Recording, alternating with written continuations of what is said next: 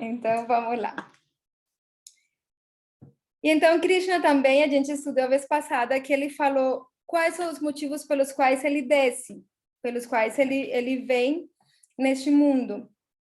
Ele fala para libertar os piedosos e aniquilar os descrentes, bem como para restabelecer os princípios da religião, eu mesmo venho milênio após milênio. E acho que finalizamos foi nesse verso, em que Krishna fala: aquele que conhece a natureza transcendental do meu aparecimento e atividades, ao deixar o corpo, não volta a nascer neste mundo material, mas alcança minha morada eterna, ó Arjuna. Então, acho que foi nesse verso que a gente parou. Quando Krishna, a Bhaktisiddhanta conseguiu colocar um fundo. Aí sim, hein? Haribol. Muito bom. Depois me ensina, que no computador eu não sei fazer. Então, Krishna, nesse verso, ele está falando uma coisa bem bonita, que a gente falou da vez passada, mas eu só queria que a gente lembre disso, que ele fala qual é o segredo para a gente alcançar a natureza transcendental, quer dizer, para a gente conseguir cortar esse ciclo de nascimentos e mortes e conseguir chegar ao reino espiritual. E o segredo disso, ele fala que é aquele que conhece a minha natureza transcendental, a natureza transcendental do meu aparecimento e atividades, quer dizer, aquele que sabe que ele é sempre a suprema personalidade de Deus, mesmo quando ele vem aqui neste mundo, e que compreende que as suas atividades são transcendentais, quer dizer que as atividades dele, mesmo que quando ele vem pareçam as atividades de um ser humano comum, mas elas não são iguais às atividades de um ser humano comum. Por quê? Porque as atividades de um ser humano ordinário, como qualquer um de nós, se encontram determinadas pelos ditames da natureza material. Isso quer dizer que nós agimos presos da natureza. Em certa forma, as nossas atividades, elas estão determinadas pela tendência que nós adquirimos, pelas gunas, pelos modos da natureza, é um fruto do resultado, desculpem, é o resultado de atividades que nós, de escolhas que nós fizemos em vidas passadas, e nós não controlamos essas coisas, nós somos controlados pela natureza. Enquanto que Krishna, ele é o senhor da natureza material, então ele não é influenciado por Maya. Maya é essa energia da suprema personalidade de Deus que faz com que a gente acredite que existe uma separação entre nós e a suprema personalidade de Deus. Só não poderei ligar a câmera, já estou falando. Ai, gente, estou desde o computador por primeira vez e é um pouquinho diferente aqui. Mas, bom, a Ju não vai poder ligar a câmera. Mas está aqui, que é o importante, Ju. Está sem áudio e sem câmera, mas está escutando. Pois estou no escritório, mas é muito importante para mim estar escutando. Ai, que bonita. Qualquer pergunta que tiver, Ju, igual vai escrevendo aqui, que aí a gente vai conversando, tá bom? Suas perguntas sempre são muito boas e muito bem-vindas. Haribo. Então,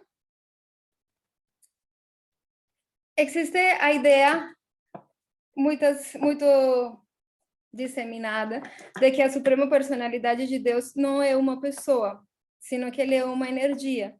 Mas a versão do Bhagavad Gita é muito clara ao falar que ele é uma pessoa. Mas ele é uma pessoa transcendental, quer dizer, ele não está preso em nenhum momento e em nenhuma circunstância da natureza deste mundo material. Ele não é forçado a fazer absolutamente nada. Nós vimos em versos anteriores como Arjuna perguntou a Krishna, mas por que a gente às vezes é forçado? Eu não quero agir de um jeito, mas eu tenho que agir como forçado, mesmo sem querer. Então, essa é a nossa condição. Muitas vezes nós somos forçados a atuar de uma determinada forma. Mas isso não acontece com Krishna, ele atua sempre pela sua vontade. E a sua vontade é muito doce. Então, por isso é que quando a gente começa a estudar os tópicos acerca da suprema personalidade de Deus, ficamos muito cativados. E essa que é a maravilha, a ideia de tudo isso que está acontecendo. Hoje aqui a gente estudando acerca da suprema personalidade de Deus.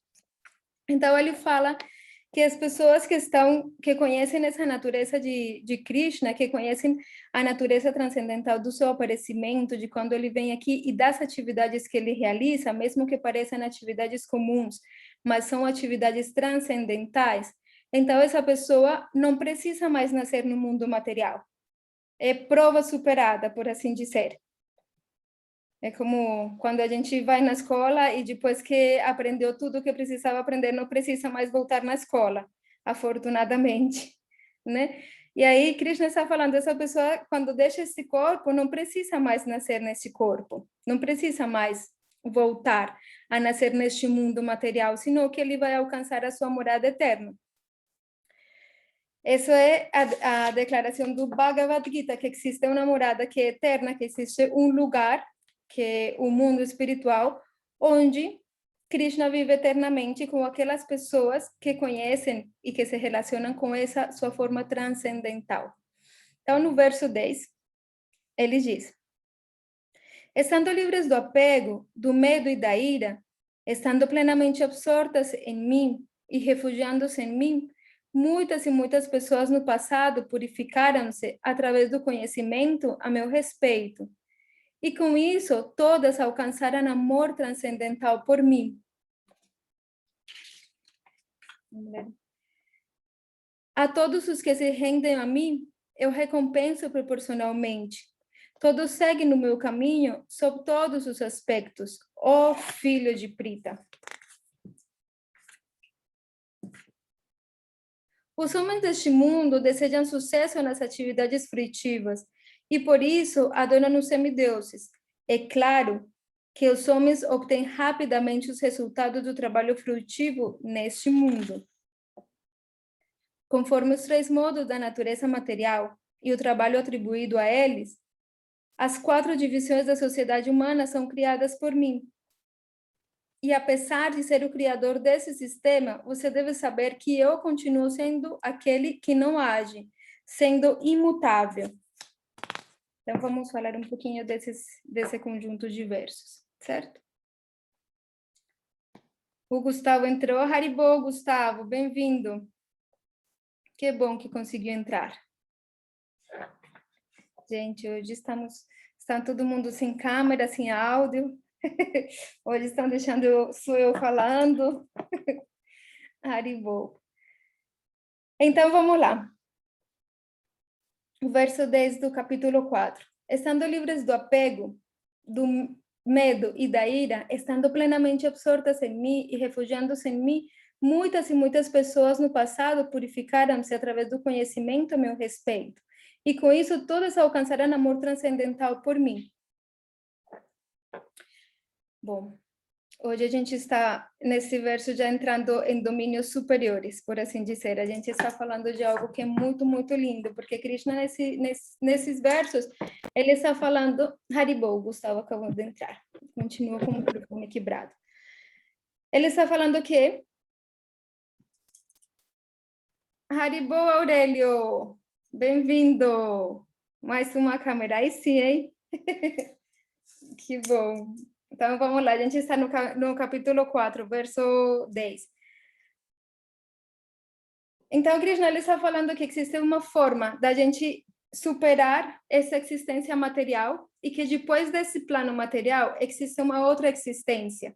E essa outra existência, há um caminho para chegar, para alcançar essa existência. Essa é a declaração do Bhagavad Gita. E ele está falando esse método que já foi seguido por muitas pessoas antigamente. Então, ele fala, essas pessoas se libertam do apego.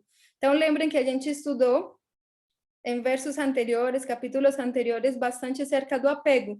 A gente estudou bastante acerca de como se atua, mas sem esperar a gente desfrutar desses resultados. Quando a gente atua apegado a desfrutar dos resultados, nós temos que nascer de novo para poder desfrutar dos resultados, ou nós criamos uma mentalidade na qual nós achamos os donos, nós achamos os proprietários do que existe, ou do que nós fazemos, proprietários da nossa casa, dos nossos filhos, de tudo que há, das nossas ideias.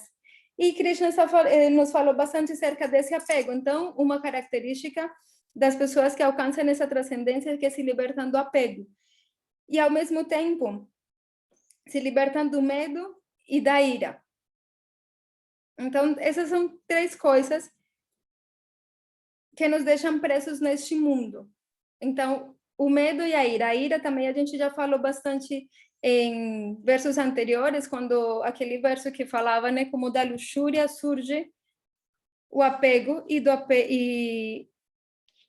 contato com os sentidos, com os objetos dos sentidos surge o apego, daí surge a luxúria, e da luxúria surge a ira, devido a que os nossos desejos não são satisfeitos. Então, na medida em que nós temos desejos materiais e desejamos mais desfrutar de uma ou de outra forma neste mundo material, nós estamos presos neste mundo material. E, ao mesmo tempo, desenvolvemos fortemente esses sentimentos de medo e de ira. Medo porque nós sempre estamos temerosos do que vai acontecer com aquilo que nós temos, que achamos que somos possuidores, seja material, seja fama, seja glória, seja qualquer coisa que nós temos, que achamos que é nossa, que nos pertence. Na verdade, sempre temos o medo de perder. E quando a gente tem o medo de perder, é porque, na verdade, não é nosso. Nem sequer o nosso corpo pertence a nós. Tanto é que nós sempre estamos com medo de perder o nosso corpo, porque sabemos que um dia vamos perdê-lo, porque o corpo não pertence a nós. Então, essa é uma coisa é um sentimento muito fortemente enraizado no coração e na mente das pessoas, de todo mundo que não tem uma visão espiritual. Mas o espiritualista que conhece como funcionam as coisas, se liberta do medo. Se liberta do medo por quê? Porque confia absolutamente na suprema personalidade de Deus e porque sabe qual é a verdade por trás de tudo que existe. Existe uma oração muito, muito linda. E depois eu vou até passar um link para vocês de um vídeo que tem uma música muito linda e vai narrando essa oração, que é a oração da Rainha Kunti. A Rainha Kunti, ela é a mãe de Arjuna. E dos irmãos de Arjuna, os 5 Pandavas, que eles são aqueles que estão aqui lutando nesta guerra. E eles, antes desta guerra, para quem está estudando o Mahabharata, conhece todas as circunstâncias, que foi tudo que aconteceu antes da guerra. Eles tiveram que passar por muitas e muitas penúrias, muitos sofrimentos. E chega um momento em que, depois da guerra, quando acaba a batalha de Kurukshetra, o Srimad Bhagavatam conta quando Krishna, ele depois de que fica um tempinho e estabelece os Pandavas como os reis, depois de que eles saíram vitoriosos na guerra de Kurukshetra, que é essa que a gente está lendo aqui no Bhagavad Gita, que está no meio, a ponto de começar a guerra. Depois disso, a rainha Kunti, a mãe dos Pandavas, ela se dirige ao Senhor Krishna e ela fala uma oração muito, muito linda. E dentro dessa oração ela fala: eu já não tenho mais medo. Eu não tenho medo a ser exilada, ela foi exilada, não tenho medo a vaguear por aí como alguém que não tem lar, eu já não tenho medo de absolutamente nada. A única coisa que eu quero é sempre poder encontrar a Krishna. Ela fala isso para ela. A única coisa que me interessa é que eu sempre possa encontrar você, porque cada vez que eu encontro você, eu tenho certeza que eu não vou ter que me encontrar mais com repetidos nascimentos e mortes. Então, essa é a declaração de uma alma completamente autorrealizada, quer dizer, de uma pessoa que já não tem medo, e não tem medo não simplesmente porque fala, isso não vai acontecer, sino porque ela entende, tem uma visão transcendental, de que tudo isso simplesmente vem para que ela possa avançar mais espiritualmente, se apegar muito, muito mais a Krishna, e porque também consegue ver a mão suprema, a mão de Krishna por trás de tudo. E a mão de Krishna é sempre muito amorosa, extremamente amorosa. E ela também, nessa oração, ela fala, a sua misericórdia, às vezes, vem vestida com roupas muito muito estranhas, né? Como às vezes parece, é muito difícil para nós entender a misericórdia de Krishna. É muito difícil para nós entender como, no meio, às vezes, de circunstâncias muito ruins, existem coisas muito favoráveis para nós e como por trás de tudo existe sempre um grande benefício para nós, um grande benefício real, não um benefício material. Então isso é algo muito, muito belo.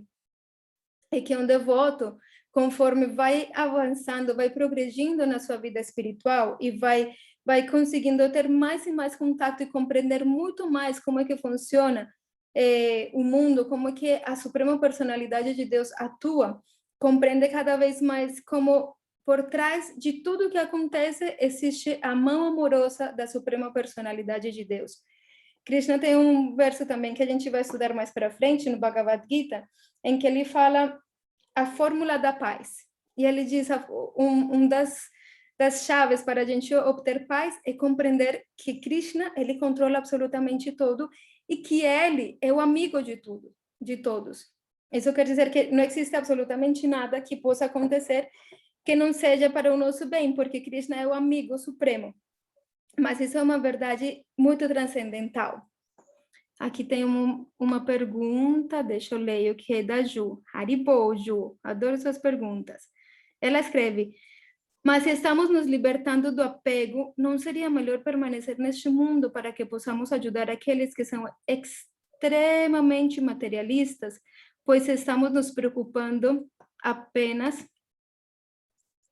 A ver, que não consigo ver mais, por quê? Mas estamos nos preocupando apenas... Ai, não consigo... Como que eu faço para ver? Para ver mais... Brita, nos preocupando apenas com o nosso eu, também estamos sendo egotista, mas acho que ela quis dizer egoísta, e apegados à nossa libertação. Super, obrigado, Bhakti. Haribo, muito bom, muito boa pergunta. Então, é exatamente esse é um ponto muito importante. Quando a gente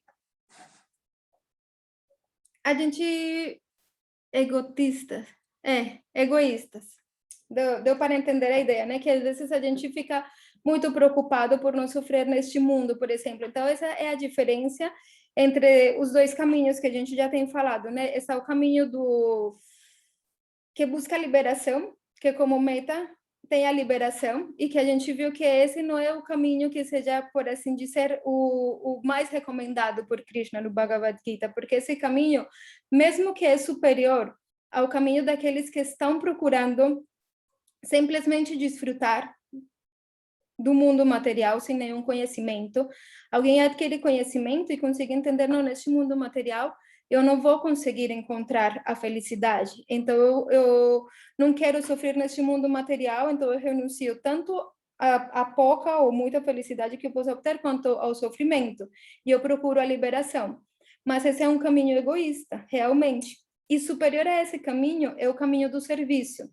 Então, por isso que Krishna fala, e se fala bastante no Srimad Bhagavatam também, acerca do serviço devocional. A Suprema Personalidade de Deus, ele se satisfaz muito, muito, muito com aqueles seus devotos que estão sempre tentando ajudar os outros. Um exemplo disso é Prahlad Maharaj. Prahlad Maharaj é um grande devoto, ele não viveu neste planeta, ele viveu em outros planetas. E tem a história dele se conta nos Puranas, se conta no Srimad Bhagavatam, e tem um momento muito lindo em que a Suprema Personalidade de Deus, ele aparece na forma de Narasimha Mahadeva, que é metade homem, metade leão, e aparece para salvar o seu devoto, Prahlad Maharaj. E depois de que ele salva o seu devoto, né, o pai dele era uma pessoa muito demoníaca e tentou matar ele muitas e muitas vezes, devido a que ele estava tentando ajudar todos os seus colegas de escola para que eles também se tornassem devotos, se deixassem nesse mundo de loucura. E no final, Krishna fala para ele, né? O Senhor Narasimha fala para ele, me peça alguma coisa. Eu quero que você me peça algo. E ele fala, não, eu não preciso de nada. Eu estou bem como eu estou. Mas Krishna insiste para que ele peça alguma coisa. E então ele pede, tá bom, então liberta meu pai. Ele não pede nada para ele. Ele pediu que ele desse misericórdia para o pai dele, que era um grande demônio, que era uma pessoa ateísta. E depois, Prahlad Maharaj faz uma oração muito linda, que se encontra no Srimad Bhagavatam, e nessa oração ele fala: eu não consigo simplesmente pensar na minha própria liberação e esquecendo de todas as outras pessoas, porque essas pessoas, mesmo que eu sei que são tolos, que estão absortos nos pensamentos materialistas e que por isso eles são tolos, mesmo assim eu tenho compaixão por eles porque eu tenho afeto por eles. E é muito lindo, ele fala isso no Bhagavatam, e Krishna fica muito satisfeito com ele, fica muito, muito feliz, e Prahlad Maharaj é sempre elogiado como um grande devoto da Suprema Personalidade de Deus. E ele fala, eu prefiro pregar, então eu prefiro falar para as pessoas para que elas não continuem mais neste mundo material. Então, um dos serviços que a gente faz para a Suprema Personalidade de Deus é precisamente, no Bhagavad Gita ele vai falar, a pessoa que fala essa mensagem para outros é muito, muito querida para mim. Então, na verdade, tudo aquilo que nós estamos entregando, tudo aquilo é aquilo que nós vamos receber também. Por isso, o que mais satisfaz a Suprema Personalidade de Deus é que a gente não se preocupe apenas conosco, como diz a Ju, né? Sino que nós também estejamos preocupados com outros. Agora, como que a gente faz isso da forma correta? Porque senão, às vezes, a gente pode... Ai, gente, está ficando sem tempo, porque a nossa reunião vai cortar em 40 minutos. E, então, a gente vai continuar, eu mando de novo o link, tá bom? Porque hoje a Vishnupriya não está, e aí a gente não tem o que é fixo, né? Que não se corta. Mas... Fala.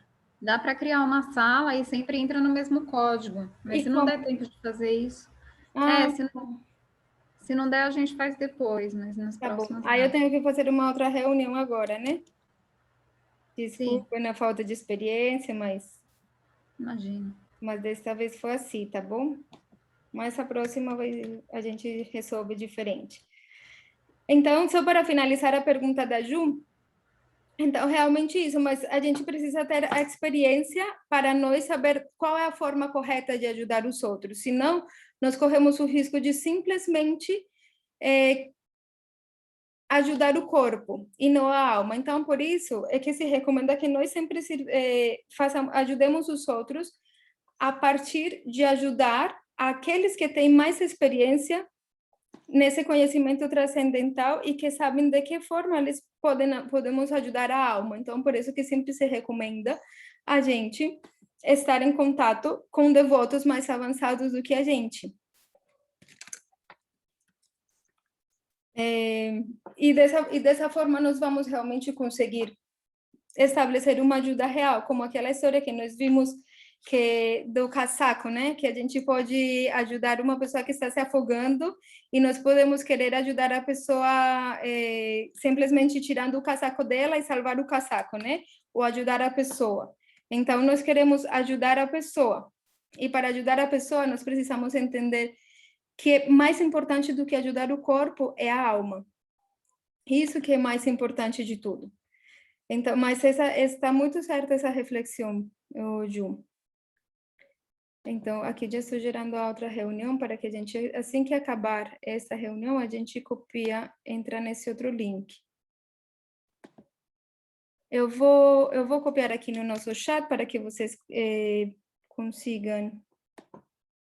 Ai, gente, eu não sei... Ok. Ju, ficou bem satisfeita com a tua resposta ou tem ainda alguma dúvida? É só escrever. Eu escrevi aqui no chat.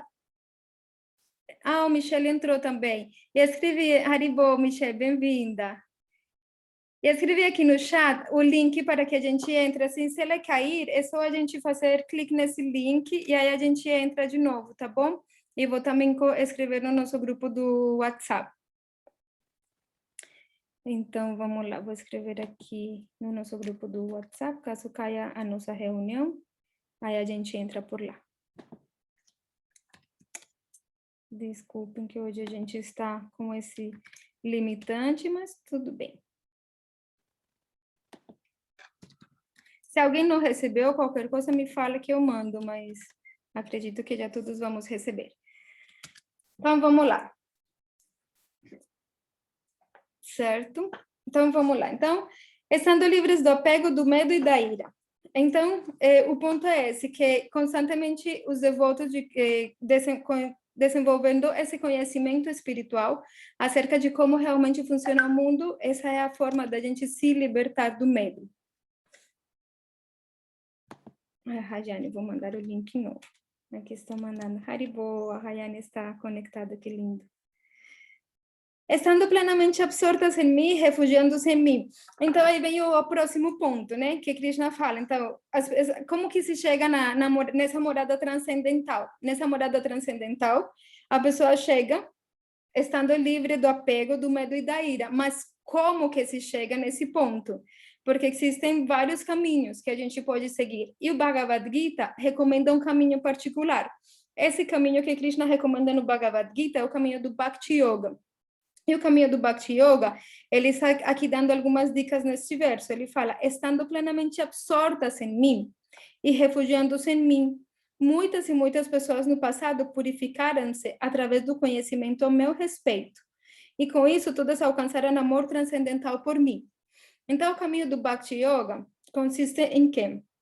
Se desapegar do mundo material é muito difícil.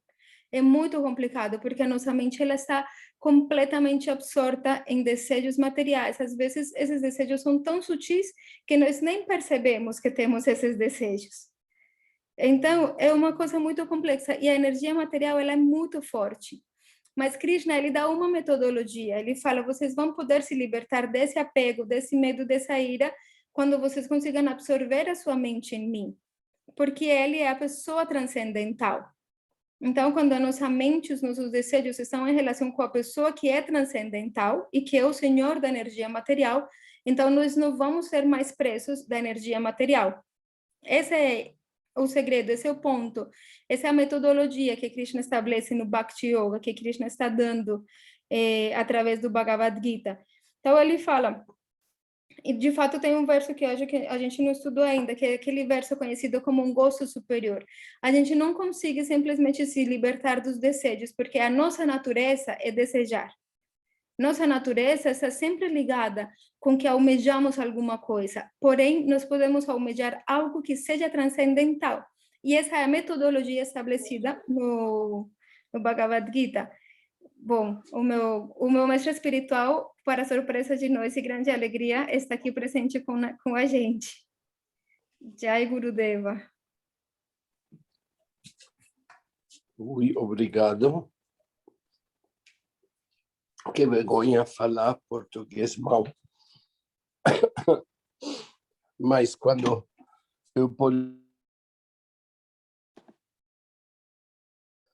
eu sinto uma grande fortuna, porque somente falar do Bhagavad Gita é uma coisa